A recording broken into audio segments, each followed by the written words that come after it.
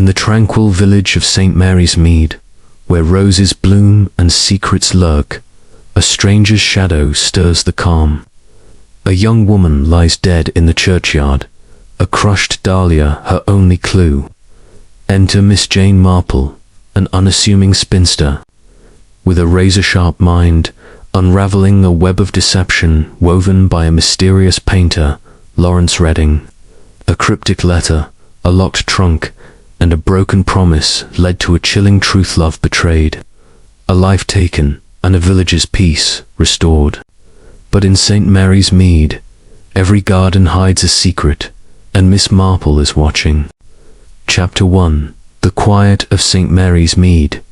The village of St. Mary's Mead lay nestled in a gentle fold of the English countryside. Its thatched cottages and winding lanes bathed in the golden haze of late summer. The air was warm, heavy with the scent of blooming roses and freshly cut grass, and the hum of bees provided a soft counterpoint to the distant chime of the church bell. It was a place where time seemed to dawdle, where the rhythms of life moved with the unhurried grace of a bygone era. To an outsider, it might have appeared idyllic, a postcard of rural tranquility. But to Miss Jane Marple, who sat in the neat garden of her modest home, knitting a pale pink shawl with her delicate, bird-like hands, St. Mary's Mead was a tapestry of human nature, woven with threads of secrets, ambitions, and the occasional shadow of malice. Miss Marple's garden was her sanctuary, a place of order amidst the unpredictable currents of village life. Her roses, meticulously pruned, bloomed in vibrant clusters along the stone path, their petals catching the sunlight like tiny mirrors. The lavender bushes, neatly trimmed, released their fragrance with every passing breeze, and the small herb patch by the kitchen door thrived under her careful tending. She sat now in her favorite wicker chair, a cup of Earl Grey cooling on the table beside her, her knitting needles clicking with the steady rhythm of a metronome. To the casual observer, she was merely an elderly spinster, her white hair tucked beneath a soft hat, her blue eyes mild behind her spectacles. But those who knew her truly knew her, understood that Miss Marple's gentle demeanor concealed a mind as sharp as a razor, attuned to the slightest discord in the village's harmony. This morning, as she worked a particularly intricate stitch, her gaze drifted beyond the low hedge that separated her garden from the lane. The village was stirring, as it always did at this hour. Mrs. Price Ridley, her hat askew, bustled toward the post office, no doubt eager to share the latest gossip. Young Tommy Pierce, the butcher's boy, pedaled past on his bicycle, whistling tunelessly, and there, just beyond the bend where the lane curved toward the church, a shadow moved, a figure, too fleeting to identify, yet too deliberate to be a mere passerby. Miss Marple's needles paused for the briefest moment. A stranger, she thought, and in St. Mary's Mead, strangers were rare enough to warrant notice. The village was not without its visitors, of course. Summer brought the occasional rambler, drawn by the charm of the countryside, and Christmas saw relatives descend upon the cottages like cheerful locusts.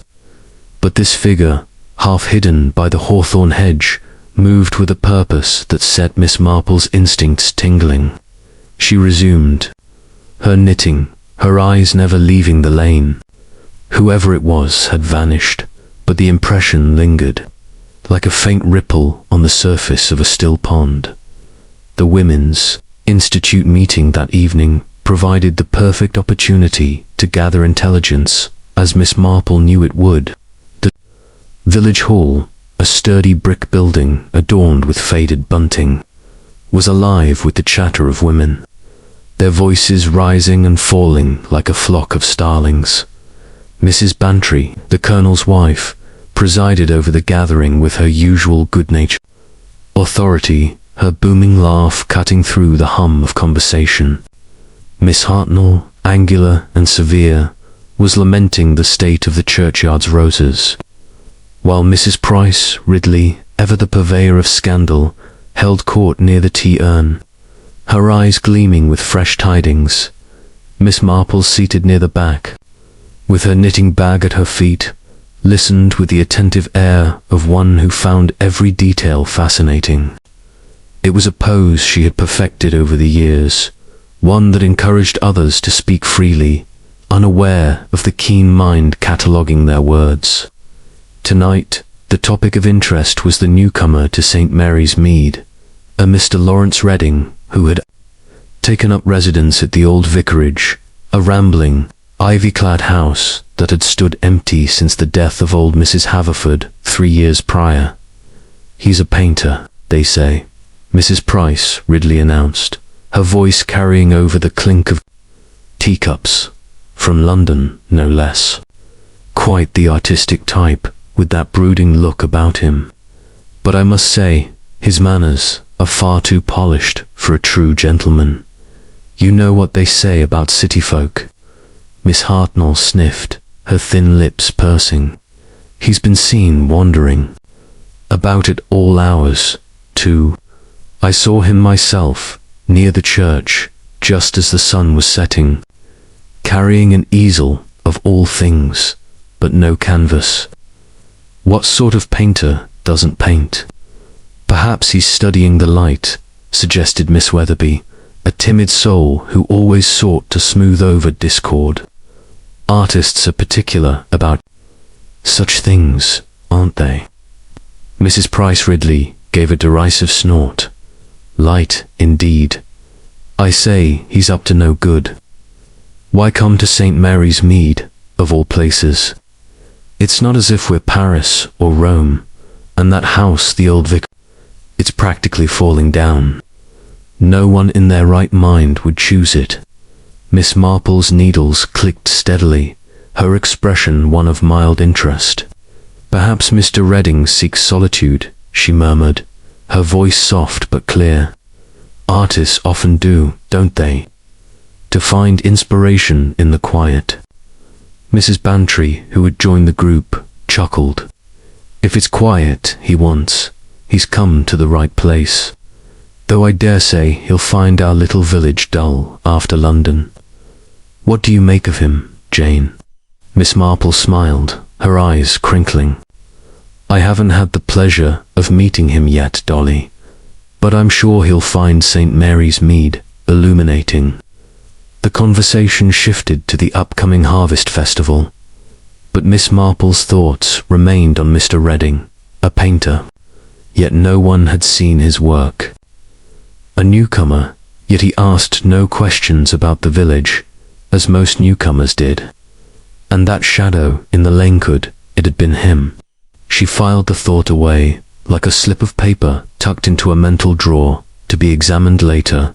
The following morning brought a fresh breeze, stirring the leaves of the sycamore tree that shaded Miss Marple's garden. She was pruning her roses, her small secateurs snipping with precision, when Florence, her maid, appeared at the kitchen door, her round face flushed with excitement. "Miss Marple, there's been a dreadful to-do," Florence exclaimed, clutching her apron. "They've found a body in the churchyard, right in the old garden by the yew trees. A young woman, they say, and not from round here. The police are there now, and Inspector Slack's in a right state." Miss Marple set down her secateurs, her expression calm but her mind already racing. "A body, you say? How very distressing. Do we know who she was?" "Not yet, ma'am," Florence replied, her eyes wide. "But they're saying she was strangled, poor thing. Found her half hidden in the weeds, near the old vicar's rose bed. The whole village is talking about it." Miss Marple nodded, adjusting her hat. "I think I'll take a walk to the church, Florence. The roses there have been neglected, and I might offer some advice to Mr. Clement.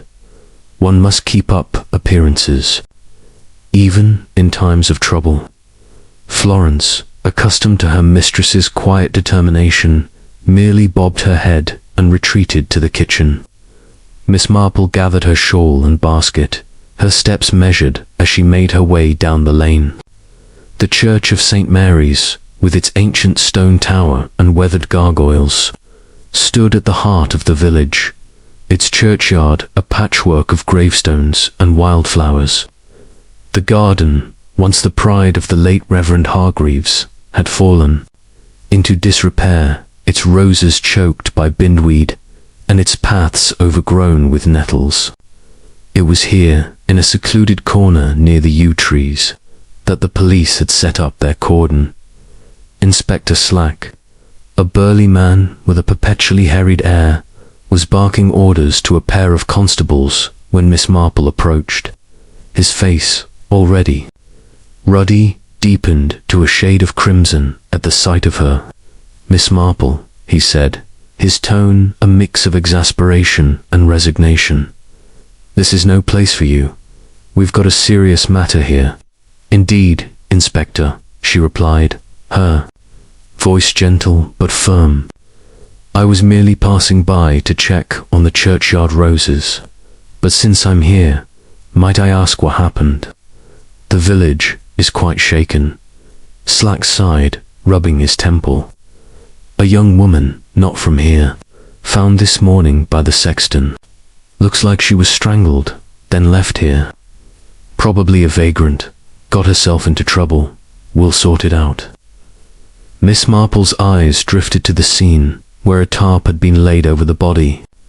She noted the trampled grass, the faint outline of a man's boot in the soft earth, and a single, crushed flower dahlia, its vibrant red petals stark against the green. Dahlias, she knew, did not grow wild in the churchyard. Someone had brought it here, or perhaps it had clung to the killer's clothing. She filed the observation away, her expression unchanging. "Very tragic," she said softly. "I suppose you'll be speaking to everyone in the village, even newcomers like Mr. Redding." Slack's eyes narrowed. Redding, the painter. Why mention him? "Oh, no reason," Miss Marple said, her tone airy. "Only that he's been seen near the church, hasn't he? Artists are so observant. He might have noticed something useful." Slack grunted, clearly unconvinced. "We'll talk to everyone, don't you worry. Now, if you'll excuse me, Miss Marple, I've work to do." She inclined her head and stepped back, her eyes lingering on the dahlia. "An accident," Slack had said. But accidents did not leave such deliberate traces. As she turned to leave, she caught sight of Mr. Clement, the vicar, hovering anxiously near the church door. His round face was pale, his hands twisting together as he watched the police. "Good morning, Mr. Clement," she called, her voice warm. "Such a dreadful business. Have you spoken to the police yet?" The vicar started, his eyes darting to her. "Oh, Miss Marple, yes, dreadful, dreadful. I told them what I could, but I'm afraid it's not much. I was in the vestry all evening, preparing my sermon. I saw nothing, nothing at all." Miss Marple nodded sympathetically. "Of course. But you're so often in the churchyard, tending to things. Did you happen to notice anyone unusual recently? Perhaps someone admiring the roses?" Mr. Clement hesitated, his brow furrowing. "Well, now that you mention it, there was that painter, fellow Mr. Redding. He was here yesterday evening, just before dusk. Said he was sketching the church tower. But I didn't see any sketches, just his easel propped up by the gate." "How interesting," Miss Marple said, her smile serene. "Artists do have their ways, don't they? Well, I mustn't keep you.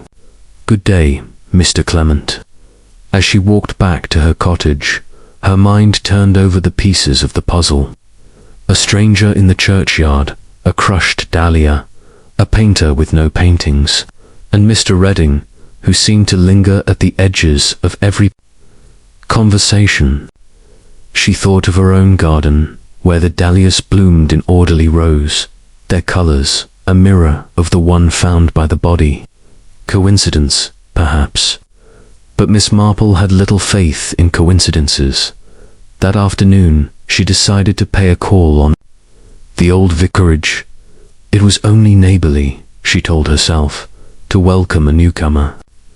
She donned her best hat, a sensible creation with a single feather, and set out with her basket, which contained a jar of her homemade blackberry jammer, perfect excuse for a visit. The old vicarage stood at the edge of the village, its stone walls half hidden by ivy, its windows dark and unwelcoming.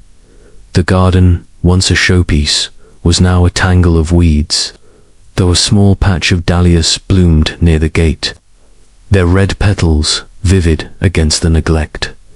Mr. Redding answered her knock, his tall frame filling the doorway. He was a striking man, with dark hair swept back and eyes that held a guarded intensity. His smile, when it came, was charming but measured, as if he were weighing her intentions.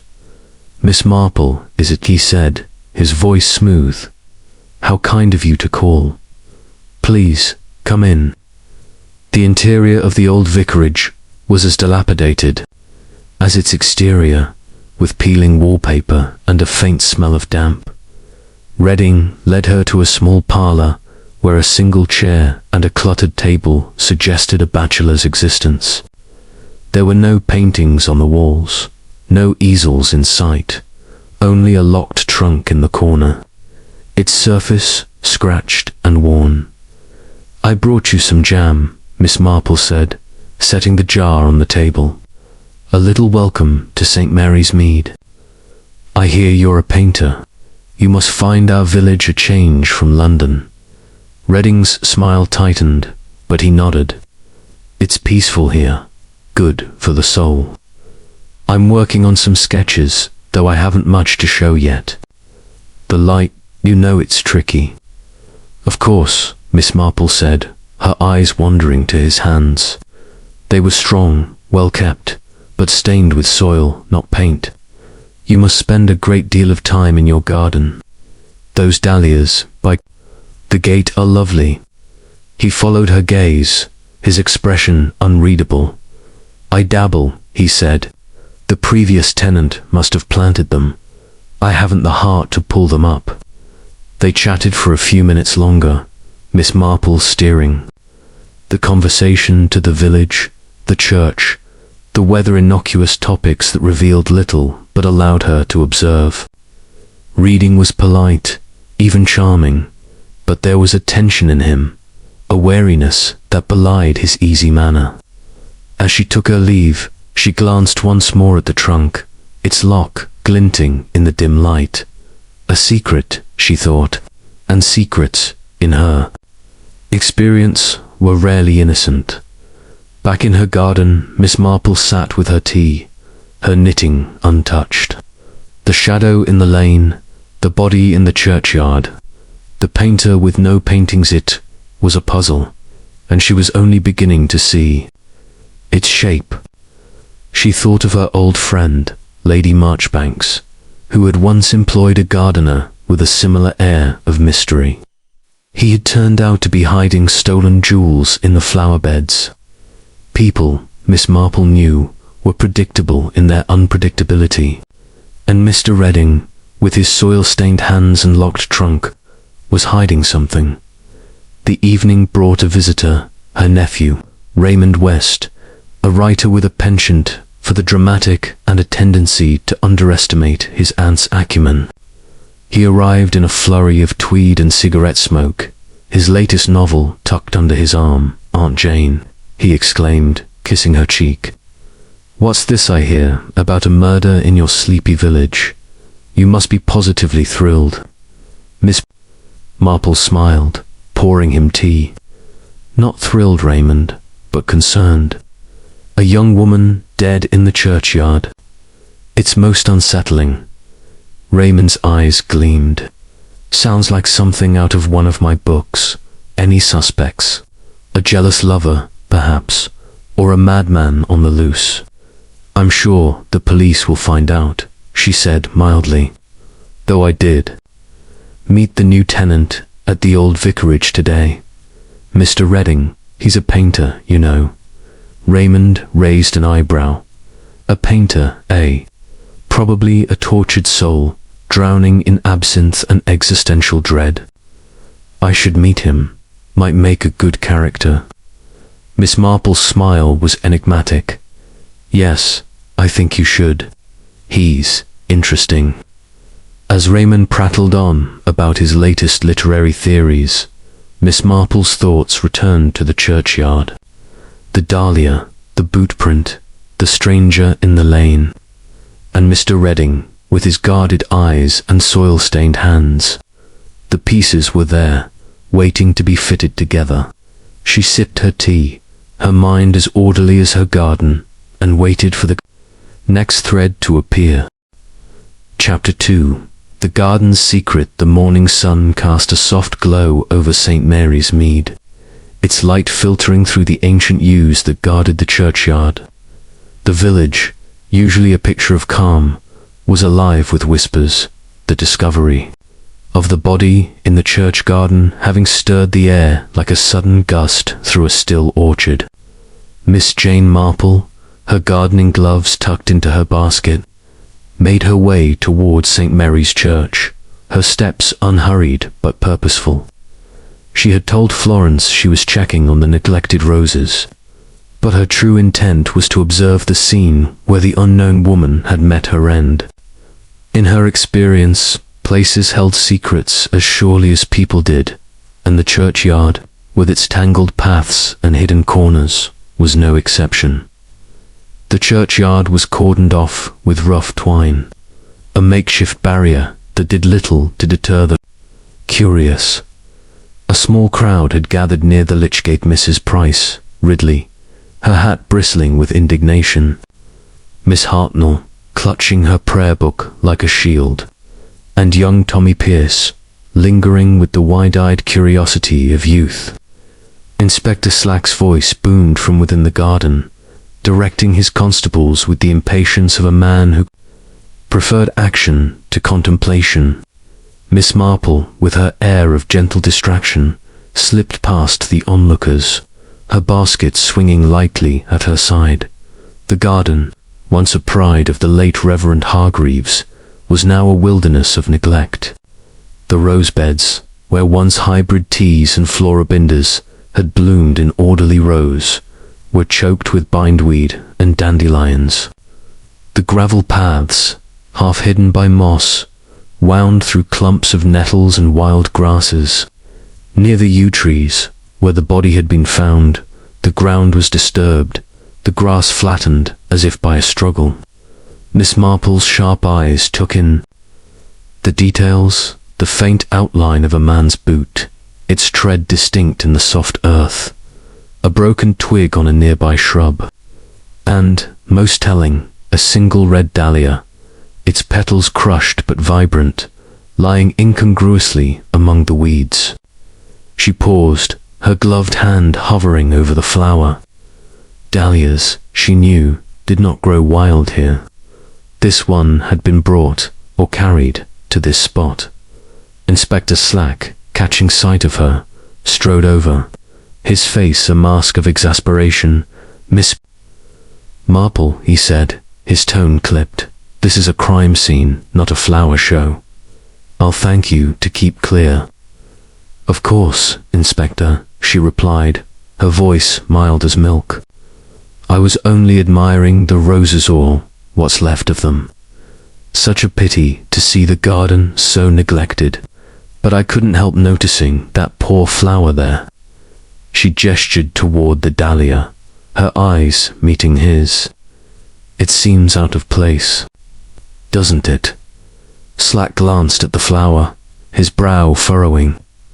"Just a bit of rubbish, likely dropped by some villager. We're dealing with a murder, not gardening tips."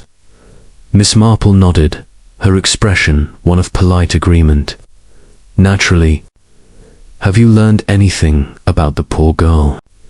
Slack hesitated, clearly torn between dismissing her and asserting his authority. Not much, he admitted grudgingly. No identification yet. Young, maybe 25. Dark hair, decent clothes. Strangled, the doctor says, and moved here. After, probably some vagrant who wandered into trouble. Moved, you say? Miss Marple's tone was curious, but not pressing. How interesting. And no one saw anything unusual last night. Slack's eyes narrowed. If they did, they'll tell us. Now, if you'll excuse me, I've got work to do. He turned away, barking orders at a constable, struggling with a measuring tape. Miss Marple lingered a moment longer, her gaze sweeping the scene. The trampled grass suggested a hurried act, but the dahlia hinted at something more deliberate. She thought of her own garden, where dahlias bloomed in neat rows, their colors chosen with care. The flower here was no accident, she was certain.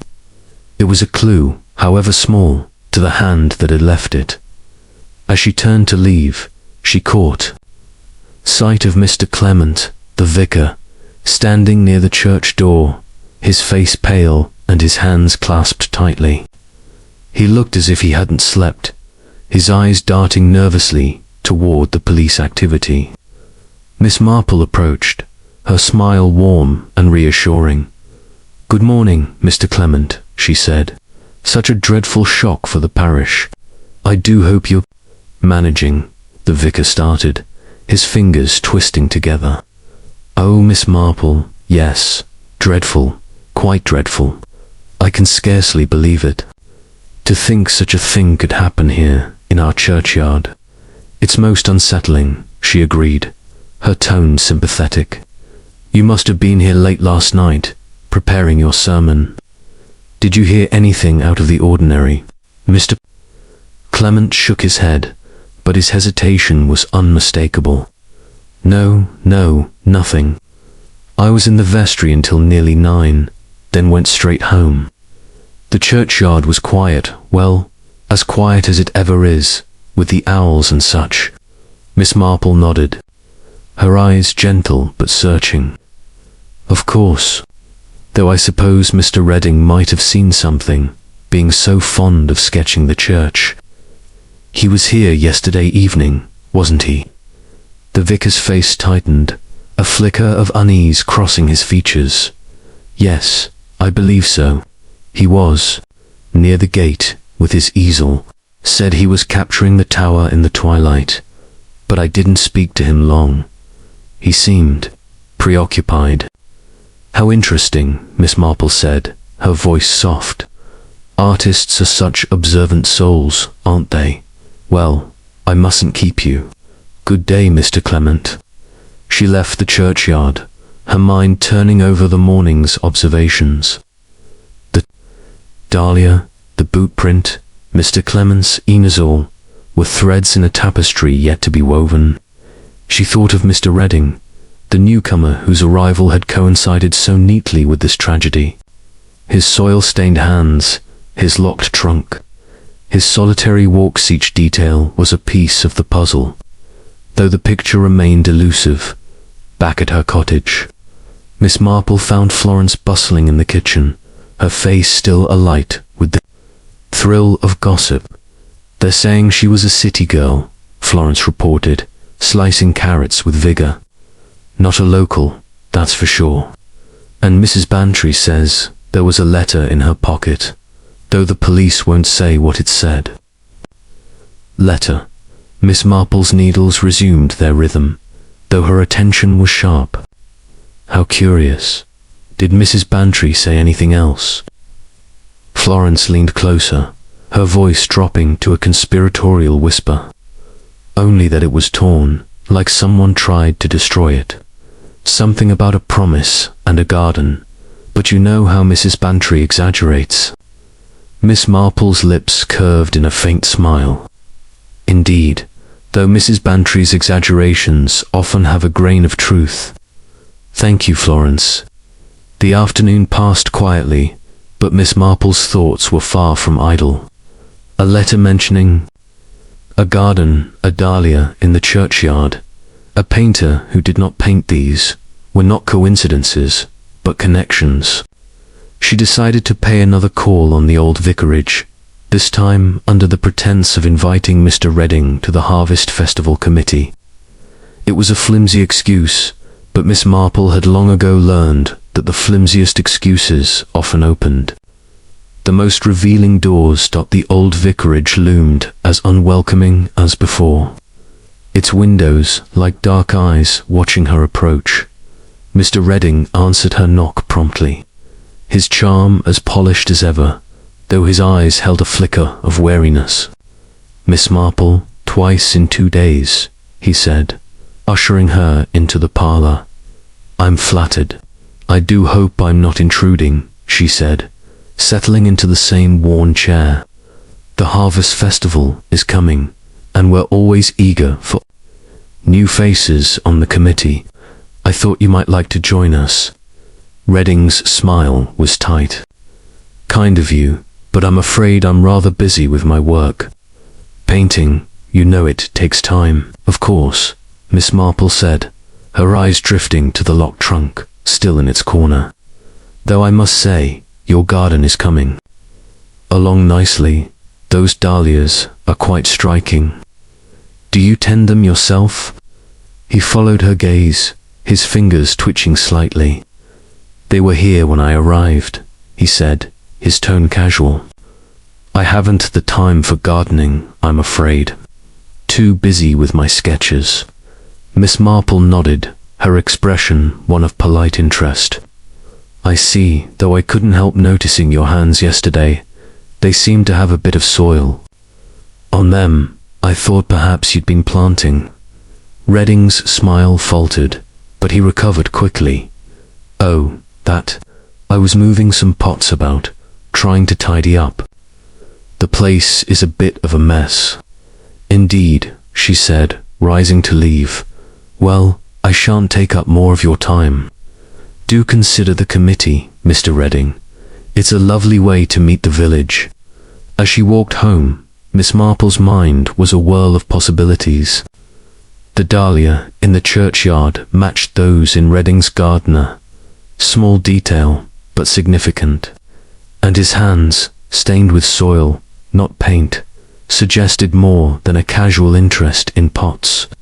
She thought of her old friend, Miss Lavinia Pinkerton, who had once uncovered a theft by noticing a single misplaced flower in a neighbour's garden. Small things, Miss Marple knew, often led to great truths. That evening, as she sat by her window, her knitting idle in her lap, she watched the lane. The village was settling into its nightly quiet, the lights of the cottages winking out one by one. But at the old vicarage, a single window glowed, and a shadow moved within. Miss Marple's eyes narrowed. The garden held its secret, she was certain, and Mr. Redding was at its heart. But what that secret was, and how it connected to the dead woman in the churchyard, remained to be seen. She picked up her needles, her mind as sharp as the steel, and began to knit. Chapter 3. The Painter's Shadow. The afternoon sun hung low over St. Mary's Mead, casting long shadows across the village's cobbled lanes and thatched rooftops. The air carried a faint chill, a whisper of autumn creeping into the late summer. Warmth and the scent of wood smoke mingled with the roses that still clung to their blooms. Miss Jane Marple, her shawl draped loosely over her shoulders, sat in her parlour, her knitting needles moving with their usual quiet rhythm. But her thoughts were far from the pale blue scarf taking shape in her hands. They were fixed on Mr. Lawrence Redding, the enigmatic painter whose arrival had stirred the village's curiosity and whose shadow, Miss Marple suspected, loomed over the tragedy in the churchyard. The village was abuzz with talk of the dead woman, whose identity remained a mystery. The police, under Inspector Slack's brusque direction, had combed the churchyard for clues, but found little beyond the crushed dahlia and the faint bootprint Miss Marple had noted.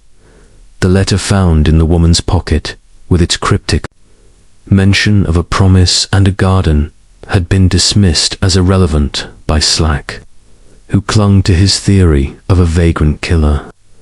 But Miss Marple, with her knack for seeing patterns where others saw only chaos, was not so easily swayed. The dahlia, the soil on Redding's hands, the locked trunk in his parlour, these were not random details but threads in a tapestry of deceit. Her morning had been spent in quiet observation. She had taken her usual walk through the village, pausing at the post office to exchange pleasantries with Mrs. Muggins, the postmistress, whose knack for overhearing conversations rivaled Miss Marple's own. Mrs. Muggins, her round face alight with the thrill of gossip, had mentioned seeing Mr. Redding near the church 2 evenings prior, his easel propped against the lich gate, but no canvas in sight. He was just standing there, Mrs. Muggins had said, her voice low, staring at the garden like he was looking for something. Gave me the shivers, it did. Miss Marple had nodded, her expression one of mild concern, but her mind had seized on the detail. Redding's presence at the church, so close to the time of the murder, was no coincidence. She thought of her old friend, Miss Clara Winthrop, who had once uncovered a smuggler by noticing his habit of lingering near a certain hedgerow. People, Miss Marple knew, betrayed themselves in their habits, and Reading's solitary walks were beginning to form a pattern. Determined to learn more, she decided to call on Miss Hartnell, whose cottage overlooked the lane leading to the old vicarage. Miss Hartnell, a woman of stern demeanour and unyielding opinions, was not one for idle chatter, but her sharp eyes missed little. Miss Marple found her in her front garden, wrestling with a particularly stubborn rosebush, her face set in a scowl. "Good afternoon, Miss Hartnell," Miss Marple called, her basket swinging lightly at her side. "Your roses are holding up splendidly, despite the season."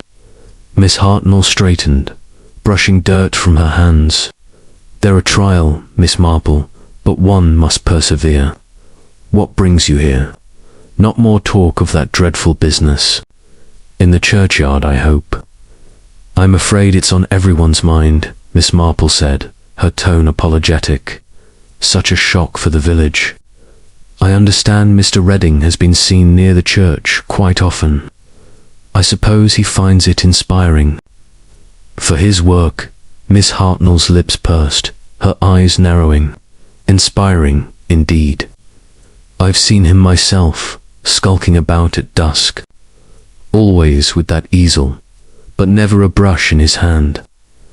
I said to Mrs. Bantry, 'There's something queer about that man.' He asked me about the churchyard, once wanted to know about the old paths, the ones behind the eaves. Said it was for a painting, but I didn't believe a word of it." "How curious," Miss Marple said, her voice soft. "Did he say anything else?" "Not much," Miss Hartnell admitted, "but he seemed uncommonly interested in the old vicar's, the garden, who was it tended. I told him it was a shame to let it go to ruin." Miss Marple's needles paused, though she resumed knitting immediately, her face betraying no surprise. "The garden, you say? How odd. I thought dahlias were all anyone grew these days." Miss Hartnell snorted. "Dahlias, showy things. But yes, he's got them at the old vicarage. I saw him planting something there once, late at night. Looked furtive, if you ask me." "Late at night?" Miss Marple's tone was one of polite curiosity, but her mind was racing. How very peculiar. They spoke a little longer, Miss Hartnell warming to her theme of village decline, but Miss Marple's thoughts were elsewhere. Reading, planting dahlias at night, asking about hidden paths, lingering in the churchyard, the pieces were beginning to align, though the picture was still blurred. She thanked Miss Hartnell and returned home, her mind turning over the possibilities. A painter who did not paint, a garden that held secrets, a woman dead in a place she had no reason to be. It was a puzzle, and Miss Marple was determined to solve it. That afternoon, she invited Mr. Redding for tea, framing it as a neighborly gesture to ease his transition to village life. He arrived promptly at 3, his tall frame filling the doorway of her cottage, his dark eyes wary but his smile as charming as ever. The parlor was cozy, with lace curtains fluttering in the breeze and a tray of scones and jam set out on the table. Miss Marple poured the tea, her movements deliberate, her eyes noting every detail of his appearance.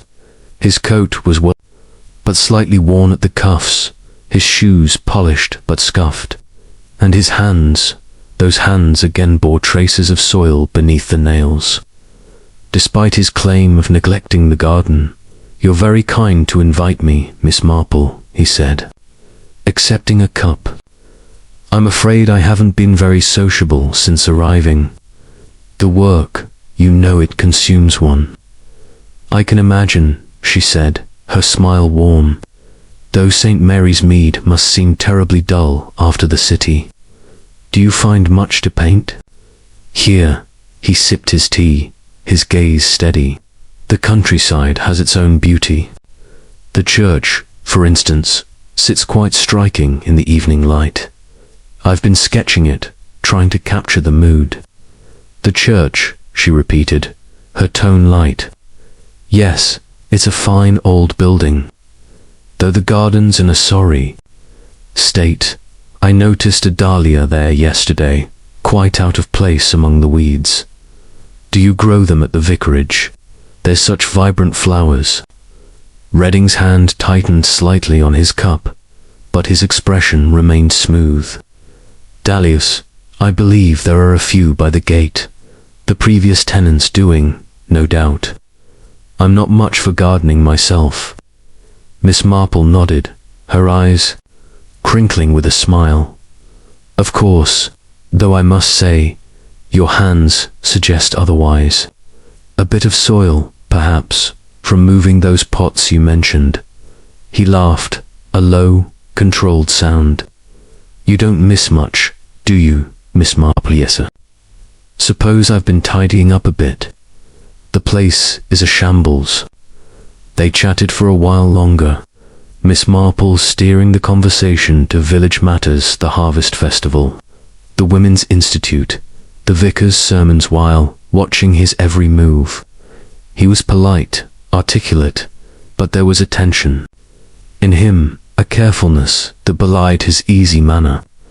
When he left, she stood at the window, watching his figure disappear down the lane. The soil on his hands, the dahlia in the churchyard, the questions about hidden paths, each detail was a brushstroke in a portrait of suspicion. That evening, she sat with her nephew, Raymond West, who had stayed on in the village, intrigued by the prospect of a real-life mystery. Raymond, sprawled in an armchair with a cigarette in hand, was expounding on the psychology of murder. His theories drawn from the pages of his latest novel. "It's always about passion, Aunt Jane," he said, waving his cigarette for emphasis. "Love, hate, revenge. That's what drives a man to kill. This woman, whoever she was, must have crossed someone badly. A lover, perhaps, or a rival." Miss Marple's needles clicked softly. "Perhaps," she said, "though I wonder if it might be something else entirely. A secret, perhaps, that someone wished to keep buried." Raymond raised an eyebrow. "You've got that look in your eye, Aunt Jane. You're up to something. Care to share?" She smiled, her expression serene, only thinking, Raymond, about gardens and the things they hide. Like the time Mrs. Eldridge found her husband's gambling debts hidden in a cigar box under the rose bushes. People are careless, you see. They leave traces. Raymond laughed. You're incorrigible. Next, you'll be digging up the churchyard yourself. Not quite, she said, her eyes twinkling. But I might take another look at those roses. As Raymond launched into a critique of village life, Miss Marple's thoughts returned to Reading. The painter's shadow, she thought, stretched further than the churchyard. It reached into the heart of the mystery, and she was determined to follow it. Chapter 4. A whisper of motive. The morning mist clung to the lanes of St. Mary's Mead, softening the edges of the cottages and muffling the distant clatter of milk cans. Miss Jane Marple, wrapped in a woolen shawl against the early chill, sat by her parlour window, her knitting idle in her lap. The village was still reeling from the discovery in the churchyard, and the air was thick with speculation, each whispered theory adding a new layer to the mystery. But Miss Marple's thoughts were not swayed by the villagers' chatter. Her mind, sharp and disciplined, was piecing together the fragments she had gathered.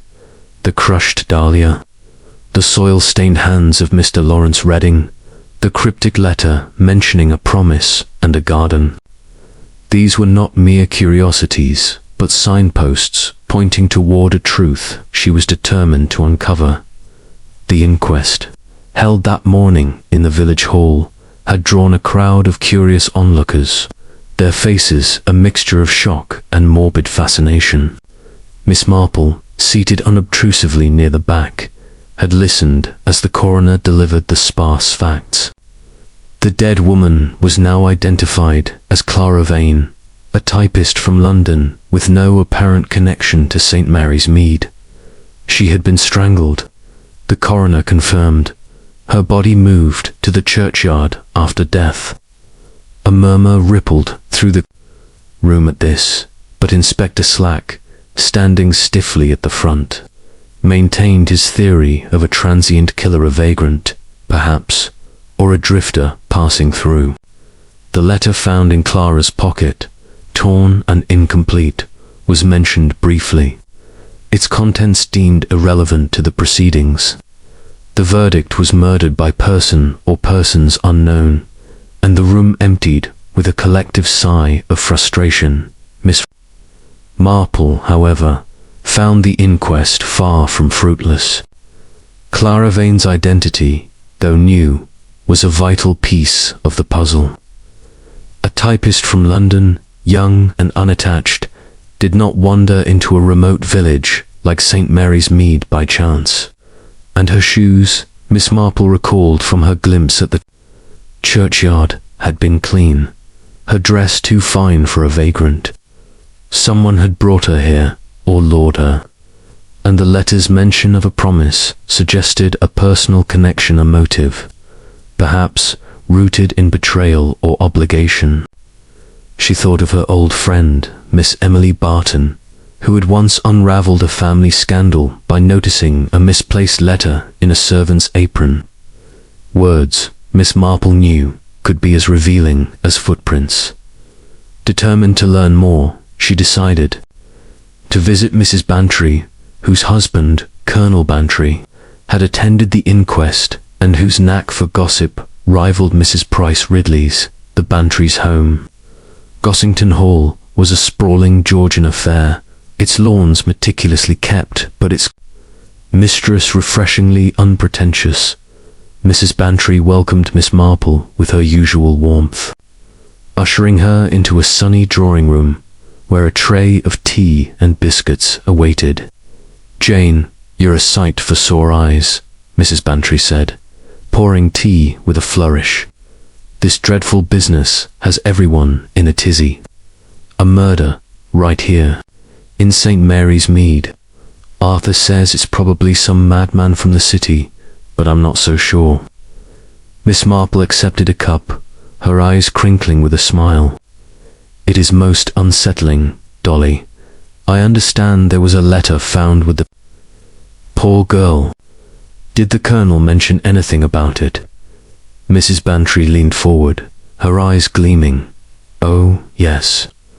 Arthur overheard one of the constables talking. It was only a fragment, mind you, but it mentioned a promise and something about a garden. The police think it's nonsense, but I say it's a clue. Why else would she have it in her pocket? How intriguing, Miss Marple said, her tone light but her mind alert. A promise could mean many things, a debt, a vow, even a threat. Did the letter say anything else? Not that Arthur heard, Mrs. Bantry admitted.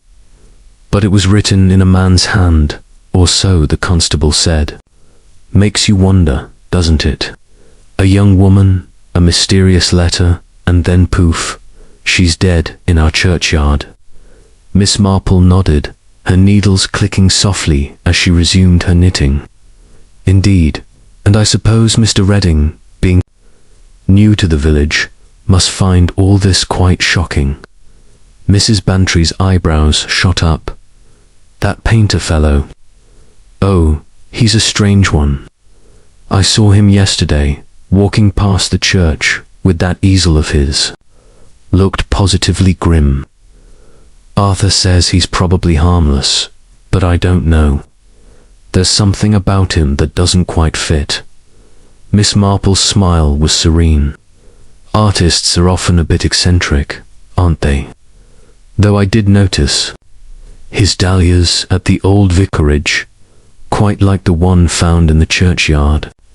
Mrs. Bantry's eyes widened. Jane, you sly thing. You're thinking he's mixed up in this, aren't you? Well, I wouldn't put it past him.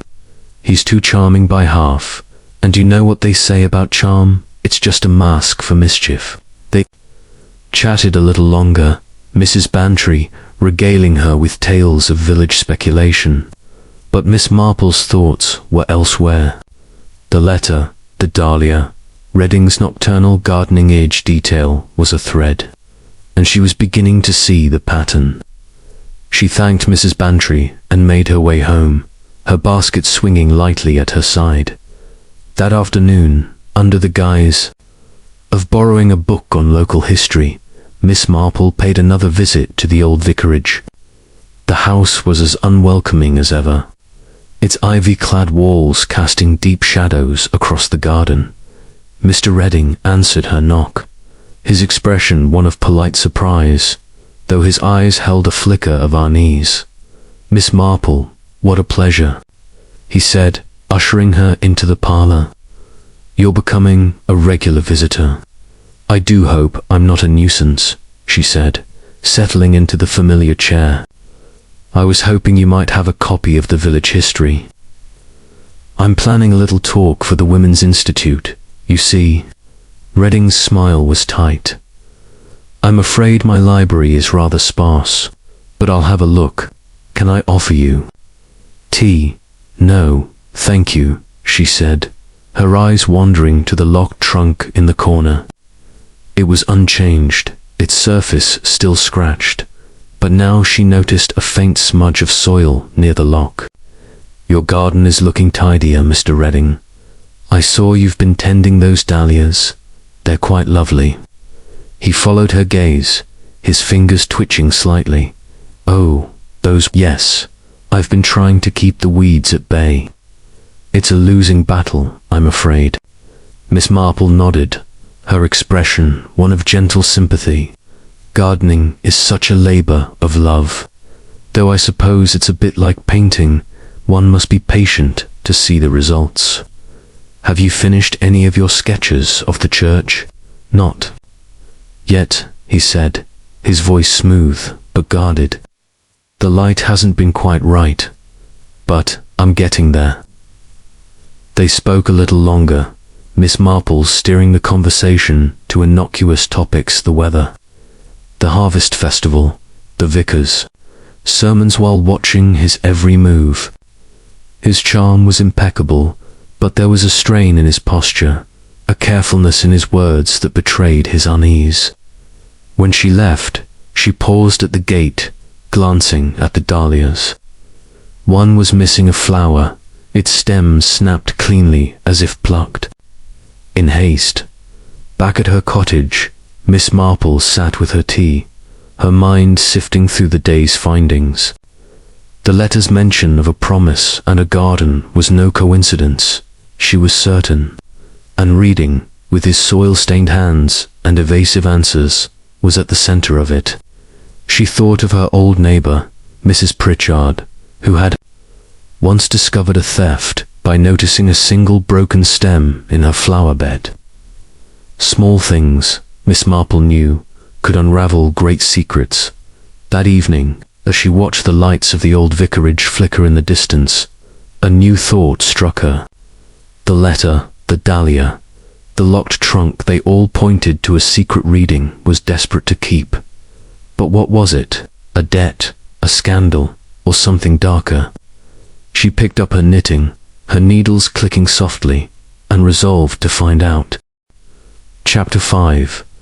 The vicar's tale. The evening air in St. Mary's Mead carried a hint of damp, the kind that settled into the bones and made the villagers' hearths glow with welcoming light. Miss Jane Marple sat in her parlour, the soft glow of a single lamp illuminating the delicate lace of her shawl as her knitting needles moved with their familiar rhythm. Outside, the village was settling into its nightly hush, but her mind was far from restful. The murder of Clara Vane, the cryptic letter, the crushed dahlia, and Mr. Lawrence Redding's guarded demeanour formed a puzzle that grew more intricate with each passing day. Tonight, she hoped to find another piece by visiting the vicar, Mr. Clement, whose anxious manner at the churchyard had not escaped her notice. Mr. Clement was a gentle soul, easily flustered but possessed of an observant nature that often went unnoticed beneath his nervous exterior. His vicarage, a modest stone house adjacent to the church, was as unassuming as its occupant, its windows aglow with the flicker of candlelight. Miss Marple, under the pretense of discussing the harvest, festivals, floral arrangements, knocked softly on the door, her basket containing a small bunch of her own roses as a gift. The vicar answered promptly, his round face pale and his eyes darting with unease. "Miss Marple, how kind of you to call," he said, ushering her into a cluttered parlour where books and papers spilled across every surface. "I'm afraid I'm rather at 6s and 7s with this dreadful business in the churchyard." "It's most distressing," she agreed, settling into a worn armchair and placing the roses on the table. "I thought a few blooms might cheer you up. You must be terribly shaken, being so close to the scene." Mr. Clement's hands twisted together, his fingers fidgeting with a stray thread on his sleeve. "Oh yes, quite dreadful. To think such a thing could happen here, in our quiet village. I can scarcely sleep, knowing that poor young woman was found so near." Miss Marple's eyes softened, but her gaze was sharp. "You're often in the churchyard, aren't you, tending to the graves or preparing your sermons? It's such a peaceful spot, despite its current state. Did you happen to see anything unusual before this tragedy?" The vicar hesitated, his brow furrowing as if weighing his words. "Well, I suppose, yes, there was something. The day before the body was found, a young woman came to the vicarage. She said her name was Clara Vane. She was asking about the churchyard's history, the old garden in particular.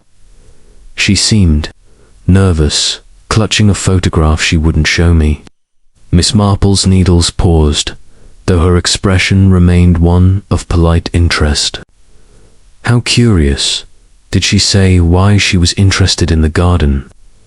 Mr. Clement shook his head, his voice dropping to a near whisper. "Not exactly, but she mentioned a hymn reading. She asked if I'd seen him there, near the EUs. I told her I had, sketching the church, but she didn't seem satisfied. She left rather abruptly, and I thought no more of it until the tragedy," Miss Marple finished gently. How very troubling. Did she say anything else about Mr. Redding? No, nothing specific, Mr. Clement said, his eyes flickering to the roses on the table. But she seemed afraid, as if she were looking for something or someone she didn't want to find. Miss Marple nodded, her mind cataloguing the information. Clara Vane, seeking reading, clutching. A photograph, asking about the churchyard garden. It was a connection, tenuous but undeniable. She glanced at the roses she had brought, noting a small vase on the vicar's table that held a cluster of red dahlias, their petals identical to those in her garden and in Redding's. "Those are lovely flowers," she said, her tone light. "From your garden?" Mr. Clement flushed, his hands fluttering. "Oh no, a gift from a parishioner.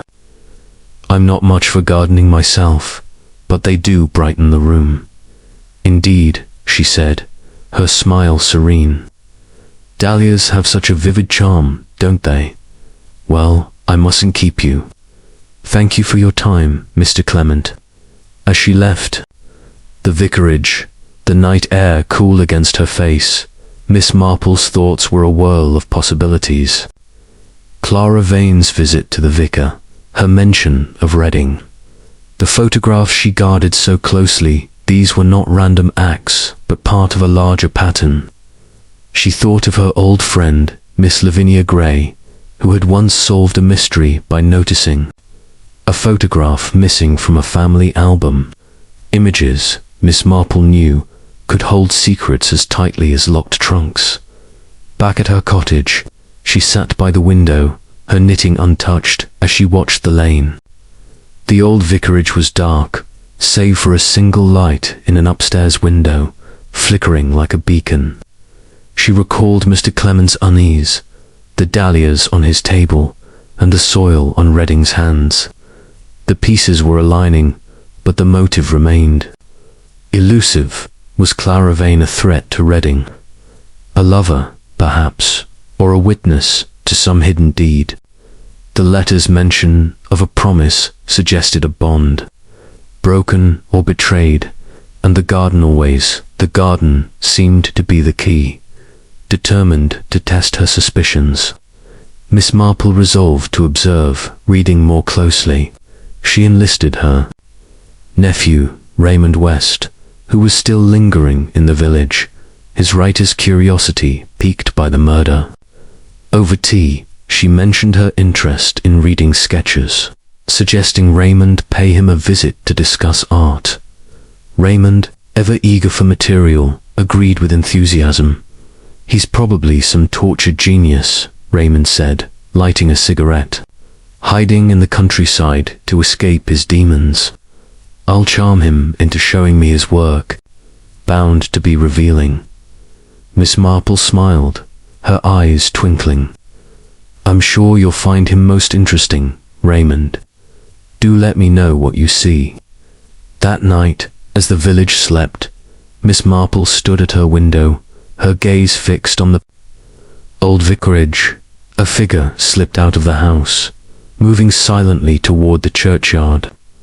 It was too dark to see clearly, but the movement was furtive, purposeful. She noted the hour midnight tanned, the direction, the churchyard again, the garden. She thought of the dahlia, the letter, the photograph. Redding's shadow was growing longer, and Miss Marple was determined to follow it to its source. Chapter 6. The locked trunk. The dawn broke over St. Mary's Mead with a gentle flush of pink, the mist curling lazily around the chimneys and hedgerows. Miss Jane Marple, already awake, stood at her kitchen window, her hands wrapped around a steaming cup of tea. The village was stirring, but her thoughts were fixed on the enigma of Clara Vane's death and the elusive figure of Mr. Lawrence Redding. The vicar's tale of Clara's visit, her nervous inquiries about Redding and the churchyard garden had added a new layer to the mystery. The crushed dahlia, the torn letter, the soil-stained hands, all pointed to Redding, and at the heart of it all Miss Marple suspected was the locked trunk in his parlour. It was a small detail, but in her experience, small details often hid the greatest secrets. The village was restless, the murder casting a shadow over its usual tranquility. At the post office, Mrs. Muggins whispered of Redding's late-night walks, while at the butcher's, Tommy Pierce swore he'd seen a light in the old vicarage's attic long after midnight. Miss Marple, with her knack for sifting truth from gossip, listened patiently, her mind cataloguing each tidbit. She thought of her old friend, Miss Amelia Barrow, who had once uncovered a forgery by noticing a locked drawer in a guest's room. Trunks, like drawers, were meant to conceal, and Redding's was no exception. Determined to probe further, Miss Marple enlisted her nephew, Raymond West, whose curiosity about the painter made him an ideal ally. Over breakfast, she suggested he visit Redding under the guise of discussing art, perhaps even requesting a glimpse of his sketches. Raymond, his eyes alight with the prospect of intrigue, agreed readily. "It's like something out of a novel, Aunt Jane," he said, buttering a scone. "A brooding artist, a locked trunk, a murder in the churchyard. I'll get him to open up, you'll see. Artists love to talk about their work." Miss Marple's smile was faint, but knowing. "I'm sure you'll be most persuasive, Raymond. Do take note of anything unusual." Raymond's visit to the old vicarage that afternoon yielded more than Miss Marple had hoped. He returned to her cottage in the early evening, his usual swagger tempered by a thoughtful frown. Over tea, he described Redding's sparse studio, a single easel, no canvases on display, and the locked trunk, now moved to a corner near the window, its lock scratched as if recently tampered with. He was charming enough, Raymond said, lighting a cigarette. Talked about light and shadow, the soul of the landscape, all that rot. But when I asked to see his sketches, he got cagey, said they weren't ready. And that trunky kept glancing at it like he was afraid I'd pry it open. Miss Marple. Needles clicked softly. How interesting. Did you notice anything else? His manner, perhaps, or something in the room? Raymond leaned back, exhaling a plume of smoke. Well, there was a smell faint, but odd. Like damp earth, mixed with something sharp, like turpentine. And his hands, Aunt Jane. Not a speck of paint, but dirt under the nails, like he'd been digging, she murmured, her eyes narrowing. In his garden, perhaps. Raymond shrugged. Could be. But he's no gardener, that's for sure. The place is a jungle, except for those dahlias by the gate. Miss Marple nodded, her mind racing. The trunk, the soil, the absence of paintings each. Detail tightened the web around reading. She decided to take a more direct approach, enlisting her maid, Florence, to gather information from Redding's housekeeper, Mrs. Sims. Florence, ever eager for a bit of intrigue, was dispatched to the village shop with instructions to accidentally bump into Mrs. Sims and share a glass of sherry. Florence returned that evening, her cheeks flushed with success. "Oh, Miss Marple, you should have heard her," she said, setting down a basket of groceries. Mrs. Sims was proper talkative after a drop of sherry. "Says Mr. Redding's been up at all hours, pacing the house, going out to the churchyard late at night. And there was a woman weeks ago, mind who came to the vicarage, shouting something fierce. Mrs. Sims heard her call herself Clara, and she was arguing with Redding about money, or so she thinks." "Money," Miss Marple repeated, her needles. Pausing, did Mrs. Sims say anything about the trunk? Florence's eyes widened. "She did. Says it's always locked, and Redding gets cross if she so much as dusts near it." But she saw him open it once, late at night, and there were papers. Inside letters, she thinks, and something shiny, like a locket. Miss Marple's lips curved in a faint smile. A locket. How very interesting. Thank you, Florence. That night, as the village settled into silence, Miss Marple took a quiet walk to the churchyard, her steps slow but deliberate. The moon cast a silver glow over the gravestones, and the garden, still cordoned off, was a maze of shadows. She paused near the spot where Clara's body had been found, her eyes scanning the ground. There, half buried in the soft earth, was a small, glinting object, a key, its size suggesting it belonged to something small, like a trunk. She slipped it into her pocket, her heart quickening. It was a risk, removing evidence, but Miss Marple was not one to let opportunity pass. Back at her cottage, she examined the key under the lamplight. It was tarnished but sturdy, its teeth worn from use.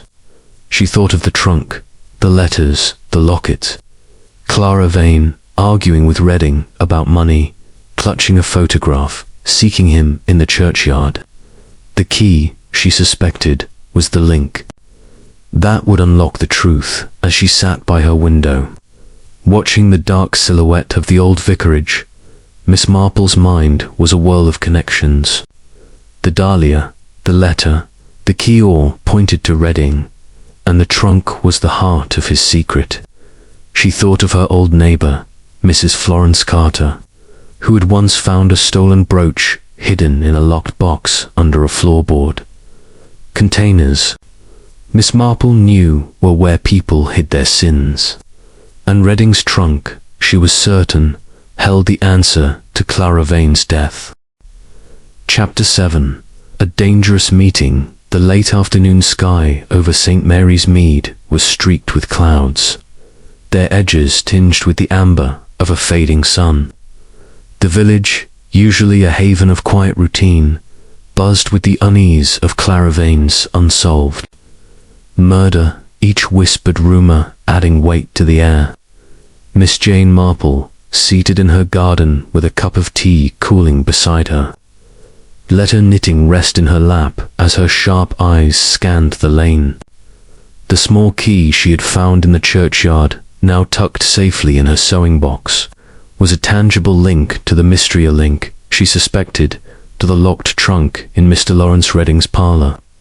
The threads of the case, Clara's visit to the vicar, the cryptic letter, the crushed dahlia, and Redding's soil-stained hands were weaving together, but the motive remained elusive.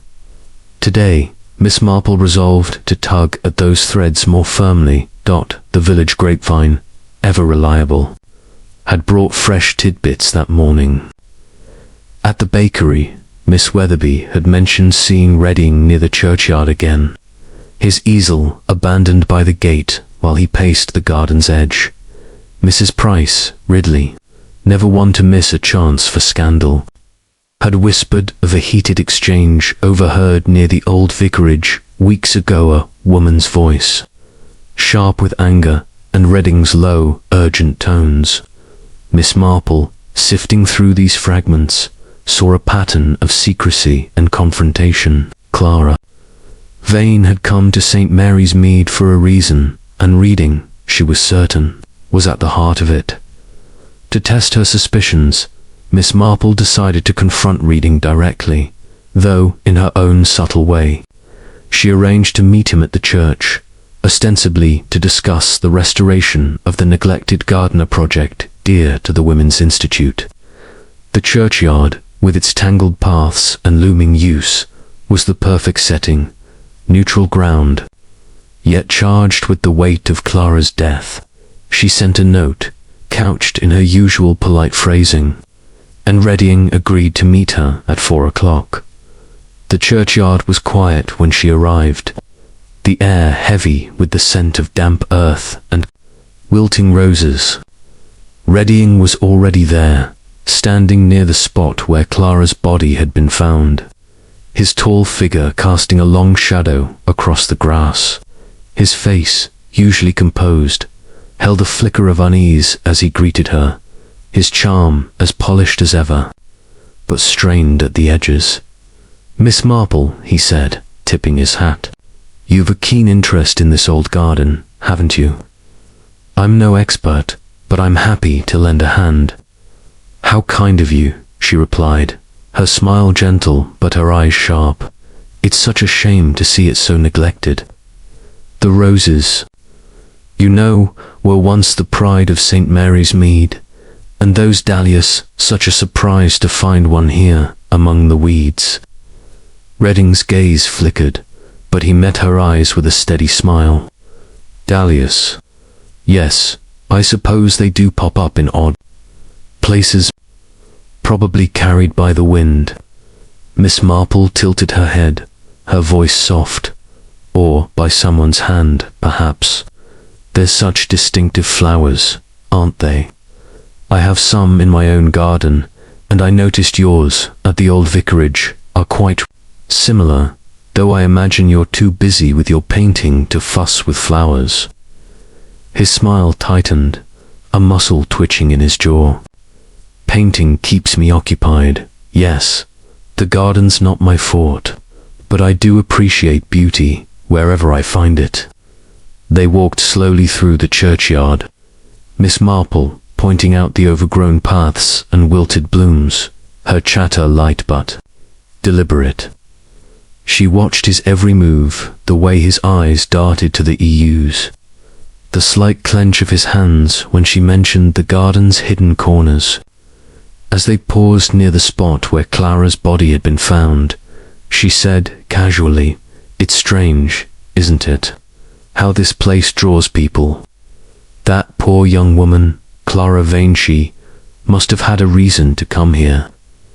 Redding's face remained impassive, but his shoulders stiffened. "A tragedy," he said curtly. "I'm sure the police will sort it out." "Oh, I've no doubt," Miss Marple said, her tone airy. "Though I can't help wondering about that letter they found. Something about a promise and a garden. It makes one think, doesn't it? Gardens are such private places, full of secrets." He laughed, a sharp, forced sound. "You've quite an imagination, Miss Marple. I'm afraid I don't know anything about letters or secrets. I'm just a painter, trying to capture the light."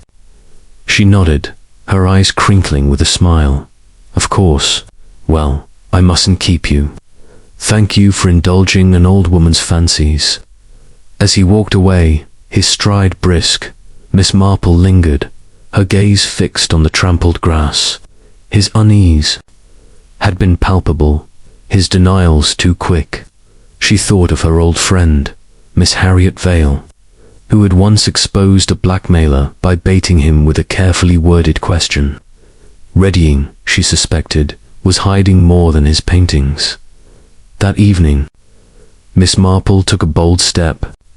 She placed a small key from the churchyard on her garden table, visible from the lane, and retreated to her parlour. Her curtains parted just enough to watch. The night was dark, the moon obscured by clouds, but her eyes were keen.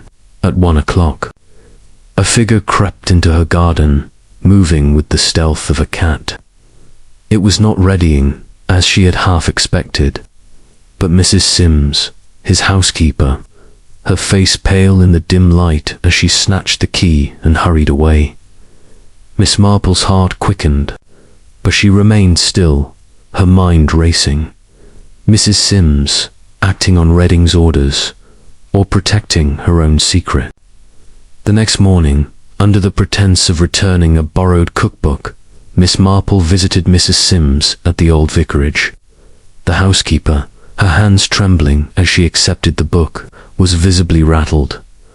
I ascertained the meaning of this line. "I hope I'm not intruding," Miss Marple said, her voice gentle. "I just thought you might need this back. I found it in my garden this morning." Mrs. Sims' eyes widened, her fingers clutching the book.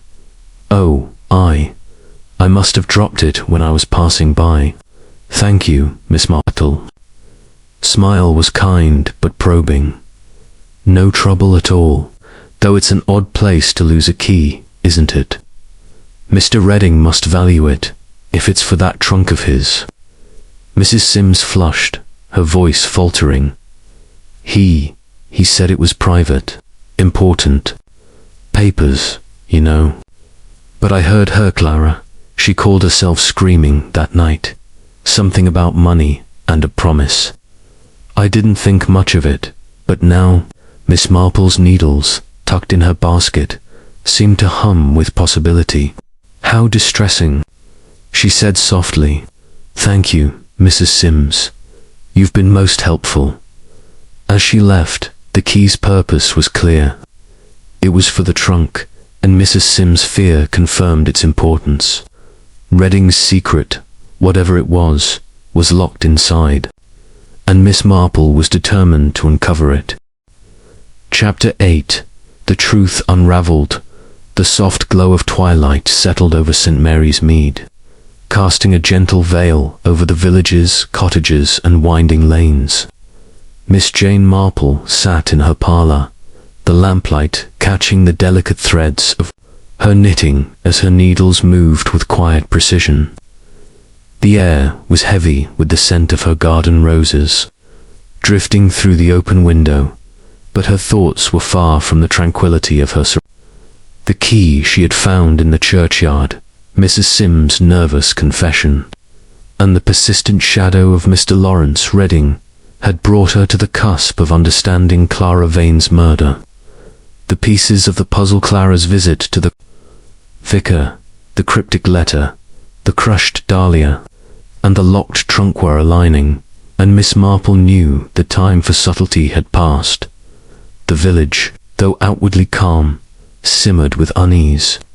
Gossip had reached a fever pitch, with theories, ranging from a jilted lover to a wandering madman, but Miss Marple paid little heed to such speculation.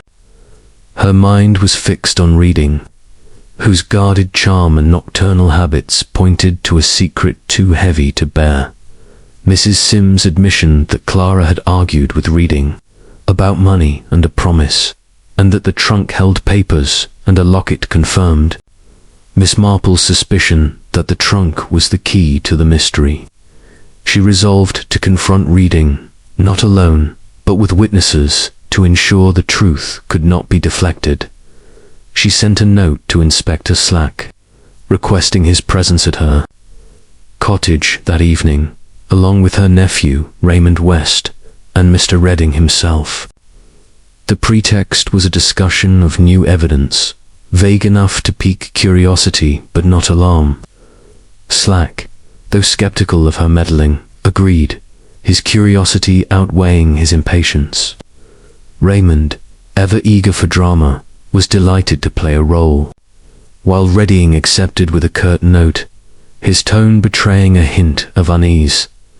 The parlour was arranged with care, the tea tray set with her best china, the lamp casting a warm glow, and her knitting placed prominently on the table, a symbol of her unthreatening demeanour.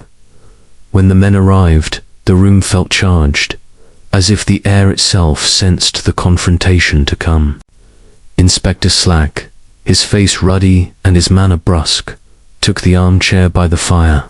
Raymond, lounging with a cigarette, eyed Redding with open curiosity.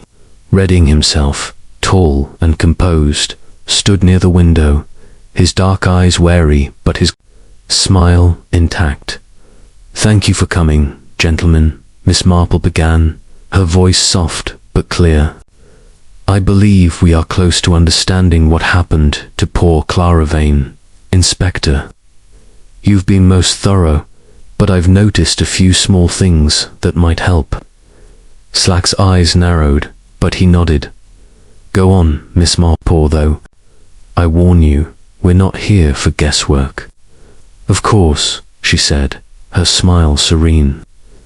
"Let us start with Clara Vane, a young woman from London, a typist, with no apparent reason to be in St. Mary's Mead. Yet she came here, seeking Mr. Reading. She turned her gaze to the painter, who stiffened slightly. She visited the vicar, asking about the churchyard garden, mentioning your name. Mr. Reading. She was nervous, clutching a photograph. Why, I wonder? Reading's smile was tight. I've no idea, Miss Marple. I never met the woman. Miss Marple's needles clicked softly, a counterpoint to her words.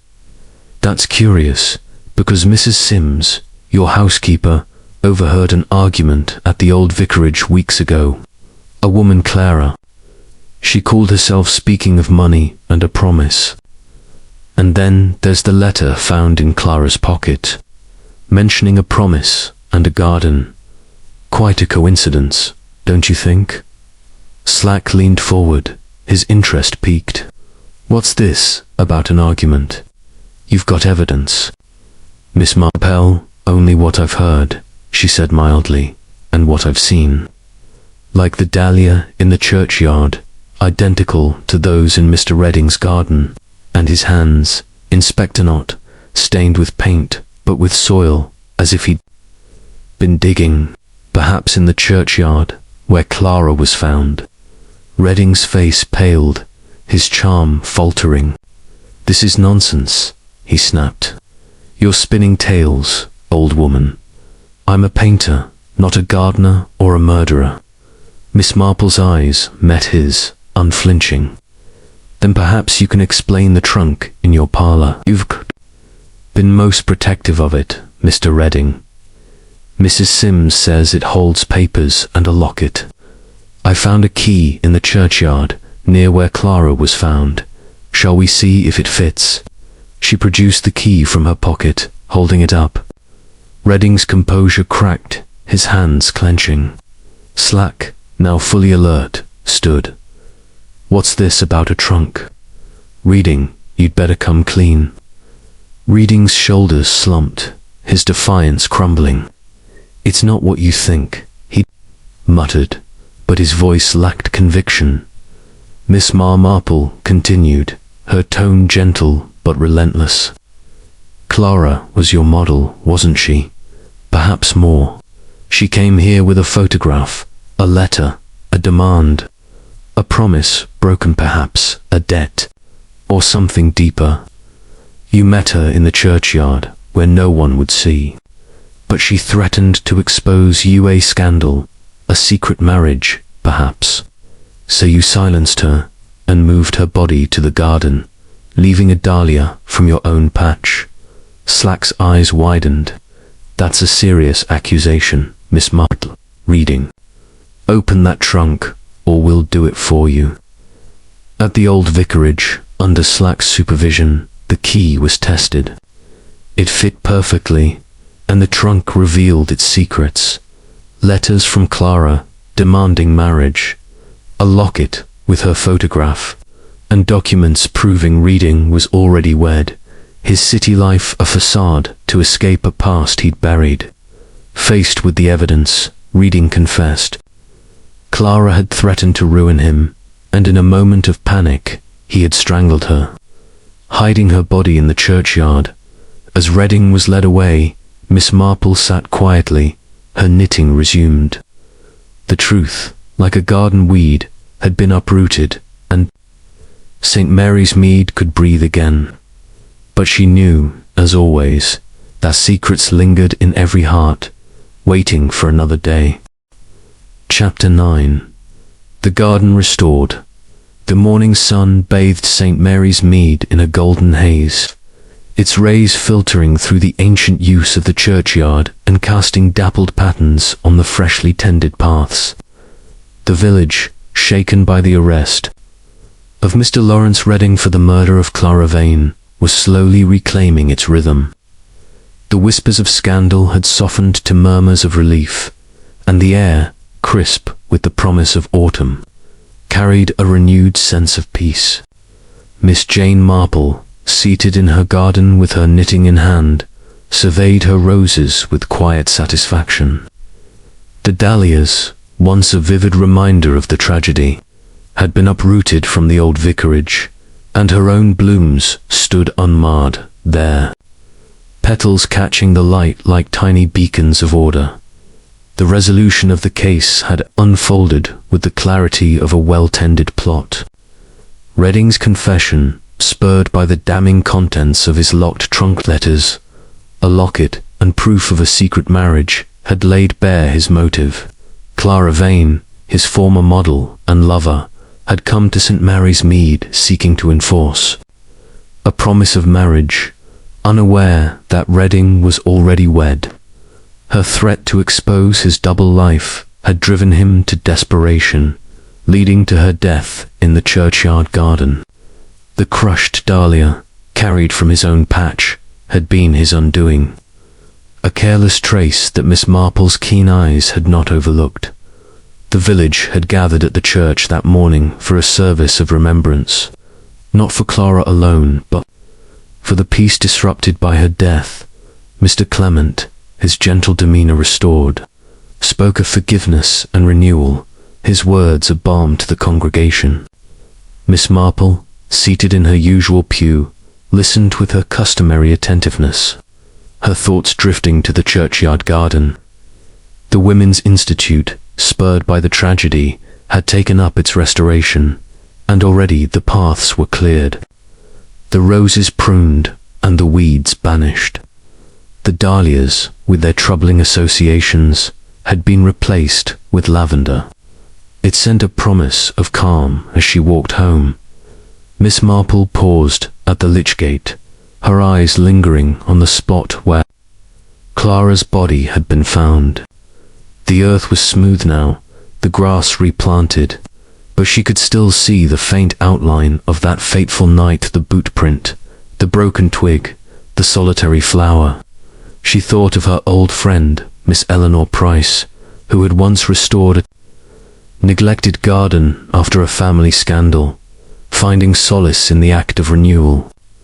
Gardens, Miss Marple mused, were like lives. They thrived with care, but withered under neglect at her cottage. She was greeted by Inspector Slack, who had stopped by with a rare air of deference. His ruddy face, usually set in a scowl, softened as he tipped his hat. "Miss Marple," he said, his voice gruff but respectful, "I owe you an apology. If it weren't for you, we'd still be chasing vagrants. That key, the dahlia, you've a sharp mind, I'll give you that." Miss Marple's smile was gentle, her eyes crinkling. "Not at all, Inspector. I only noticed what was there to be seen. You and your men did the rest." Slack shook his head, a reluctant smile tugging at his lips. "You're too modest, but I'll be keeping an eye on you, Miss Marple. Your trouble in your own way." As he left, Miss Marple returned to her garden, her needles clicking softly. The village was settling back into its familiar patterns, the postman's whistle, the chatter at the shop, the clink of teacups at the Women's Institute. But she knew that peace was fragile, that secrets lurked in every heart, waiting for a stranger to stir them.